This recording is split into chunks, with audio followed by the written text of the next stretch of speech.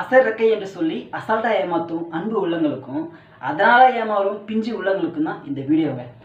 So என்ன content தேடும்போது இதை தான் பேசணும்னு நினச்சி எனக்கு எடுத்த வீடியோவை. அசரக்கை இருந்தால் அசர் அடிச்சிடுமா, அசர் திண்டு இருந்தால் அசர் அடிச்சிடுமா, இதை பற்றி தான் இந்த வீடியோவில் பார்க்க போகிறோம். அப்புறம் ஒரு ஃபேக் ஐடிக்கு என்னுடைய வீடியோ மூலமாக அந்த பதில் அடிக்க போகிறேன். என்னென்னா அவர் கொஞ்சம் நம்மளை என்ன சொல்கிறது, கமெண்டில் கலாய்க்கிற மாதிரி பண்ணுறாரு. பட் ஆனால் அவர் கேட்குற கேள்வி அடுத்த இளைய தலைமுறைக்கு ரொம்ப யூஸ்ஃபுல்லாக தான் இருக்குது அந்த கொஷின். ஸோ அந்த கொஷினுக்கான சில பதிலும் இந்த வீடியோவில் பார்க்குங்க. வாங்க வீடியோக்குள்ளே போவோம். வீடியோக்கு போகிறதுக்கு முன்னே நம்ம சேனலில் புதுசாக பார்க்குற நண்பர்கள் சப்ஸ்கிரைப் பண்ணிக்கங்க. கூடவே பெல் ஐக்கன் இருக்கும், அதை அழுத்திக்கங்க. ஏன்னா நான் போகிற வீடியோ உங்களுக்கு உடனுக்குடன் நோட்டிஃபிகேஷனில் வந்துடும். அப்புறம் நான் போகிற வீடியோ உங்களுக்கு பிடிச்சிருந்தாலும் பிடிக்கலனாலும், பிடிச்சிருந்தா லைக் பண்ணுங்கள், பிடிக்கலாம் டிஸ்லைக் பண்ணுங்கள். அப்புறம் உங்களுடைய கருத்துக்களை கமெண்டில் சொல்லுங்கள், சரிங்களா? இப்போ ஃபஸ்ட்டு ஒரு பதிவர் கேட்ட கேள்விக்கு தான் பதில் சொல்லிவிட்டு அதுக்கப்புறமா அந்த அசரை பற்றி நம்ம பார்ப்போம். அவர் என்ன கேட்டிருந்தாருன்னா, களத்தில் சேவல் முள்ளு உர சேவலுக்கு வயசு எவ்வளோ இருக்கும், அந்த மாதிரி கொஞ்சம் நக்கலாக கேட்டிருந்தாரு. ஸோ அதனால் இந்த வீடியோவில் என்ன பார்க்க போகிறோன்னா, சேவல் இப்போ பட்டா, கத்தில், கும்மசா, நீம் இந்த மாதிரி சைஸில் தான் நம்ம களத்துக்கு விடுவோம். ஸோ ஒவ்வொரு சேவலையும் நம்ம பக்குவப்படுத்தி தான் களத்துக்கு விடுவோம், சரிங்களா? அது நல்லா மெயின் புரிஞ்சுங்க. ஒவ்வொரு சேவலையும் நம்ம பக்குவப்படுத்தி தான் களத்துக்கு கொண்டு போவோம். சும்மா எடுத்தோமே அந்த சேவலை பார்க்காம வாங்கிட்டு போய் விட்டோன்னா நமக்கு தான் பேரும் கட்டிடும், நம்முடைய சோக்கும் நிலைக்காதுங்க, சரிங்களா? இந்த பதில் அவருக்கு தான். இப்போ அசர் ஒரு சின்ன பையன் ரொம்ப ஆசாசியாக இருப்பான் சேவலை வளர்க்குறதுக்கு. அவனை என்ன பண்ணுவான்னா, நம்ம ஏதாவது சேவலை போய் வாங்கிட்டு வரணும்னு சொல்லிட்டு போயிட்டு வருவார். அவர் தனியாக தான் போவார். அவர்கிட்ட போயிட்டு அசரக்கை இருக்குது, கண்டிப்பாக இந்த செம்ம சேவலை அசர் அடிக்கும் அப்படின்னு சொல்லிட்டு அந்த ஒரு சின்ன பையனை ஏமாற்றிடுவாங்க.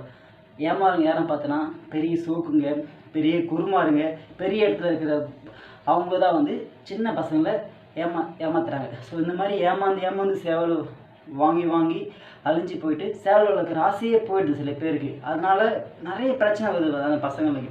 ஸோ அதனால் நீங்கள் தயவுசெய்து யாருமே அசரக்கை இருக்குது, அதனால் அது ஒரு சாம்பிளாக தான் இருக்கும் அசரக்கை. ஸோ நான் காமிக்கிறேன் அசரக்கைனா எப்படி இருக்கும். அசரக்கை இருந்தால் கண்டிப்பாக அசர் அடிக்குமா? கண்டிப்பாக அது அடிக்காதுங்க. அசதில் இருந்தால் அது அசர் அடிக்குமா? கண்டிப்பாக தான் அடிக்காதுங்க. அசதிண்டோ அசரோ, கன்சூரோ, நரம்போ, இல்லை வெட்டோ, இது எல்லாமே அதனுடைய லைனேஜ் பொறுத்தான். சரி, ஒரு சில சேவல் லைனேஜ் சேவலையே அந்த டைமிங்கில் அடிக்காதுங்க. ஸோ காரணம் என்னென்னா, நம்ம களத்துக்கு ரெடி பண்ணுற நம்மளுடைய ஒரு சோக்கு வச்சு தான் சேவல் சண்டை போடுங்க. ஸோ ஒரு சேவல் போன காலத்தில் பார்த்தோன்னா 10-15 அசரை அடிக்கும். இந்த காலத்தில் அசரே அடிக்காது. காரணம் நம்ம ஏதாவது தயாரை சொதப்பிட்டுருப்போம். சேவலுக்கு கால் வராமல் போயிடும், சேவலுக்கு பறக்க முடியாது.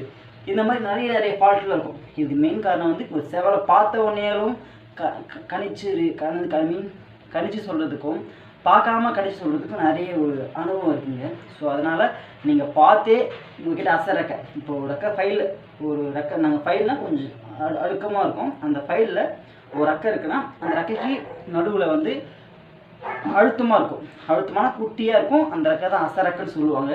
ஸோ அந்த ரெக்கை அசர் அடிக்குமானா கண்டிப்பாக அதெல்லாம் அடிக்காதுங்க, சரிங்களா? அப்புறம் திண்டு முள்ளில் பார்த்தா லைட்டாக கீழே கொஞ்சம் எக்ஸ்ட்ரா திண்டு வரும். அந்த திண்டு அசதிண்டுன்னு சொல்லுவாங்க. ஸோ அப்படி இருந்தாலும் அடிக்குமானா கண்டிப்பாக அடிக்காதுங்க. ஏன் அது அந்த மாதிரி அடிக்குன்னா, அது அதனுடைய லைனேஜில் அவங்க அம்மாவோ, அவங்க அப்பாவோ, அவங்க பாட்டியோ, அவங்க தாத்தாவோ அதனுடைய லைனேஜில் வழிமுறையாக வழிகாலாக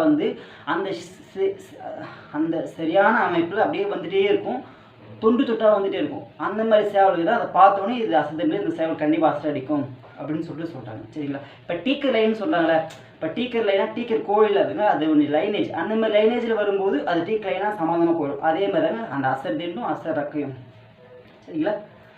அதேமாரி இப்போ அசர்னா சும்மா இப்போ சைடு வீட்டில் கப்பாசு பிடிச்சி அடித்து ரெக்கையில் அடிக்கிறதுக்கும், நேரு வீட்டில் பிடிச்சி காலில் அடிக்கிறதுக்கும் அசர் ஏதாவது ஒரு டைமில் அடிக்கூடாதுங்க. ஒரு காலத்தில் ஒரு தண்ணிக்கு ஒரு 3 இல்லை ஒரு 4 டைமாவது அடிக்கும்போது தான் அது அசர் லைனேஜில் கொண்டு வரும். என்னுடைய ஒரு சேவல் ஆப்ரண்ட் சேவல், அவர் பேர் திருவண்ணாமலை சங்கர், கொஞ்சம் நல்லா வெயிட் கையை. அவர் சேவல் ஆப்ரண்ட் சேவல் ஒரே காலத்தில் எங்கள் சேவல் மேலே 13 அசர் அடிச்சிச்சிங்க. எல்லாருமே மிரளப்படாங்க அந்த சேவல்.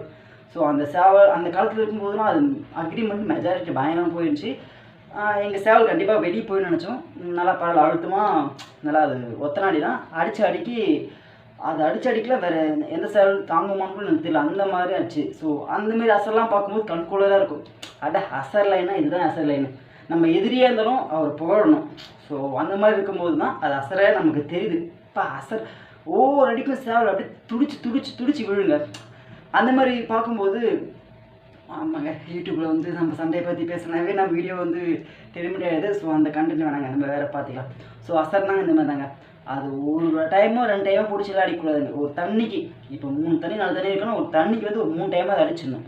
ஸோ அதேமாதிரி நீங்கள் சேவல் வாங்கும்போது என்ன பண்ணணும்னா அசல் உங்களுக்கு அசல் ரொம்ப பிடிச்சிக்கலாம். அசலைனா போய் வாங்கும்போது உங்களுடைய நண்பர்கள் அந்த ஒரு வட்டாரத்துலேயே வாங்குங்க.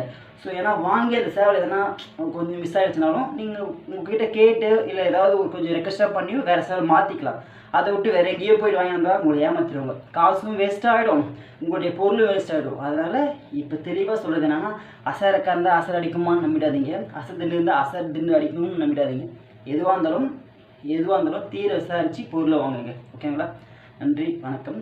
அப்புறம் இன்னொரு வீடியோவில் நம்ம ஒரு புதிய கண்டென்ட்டாக பார்ப்போம்.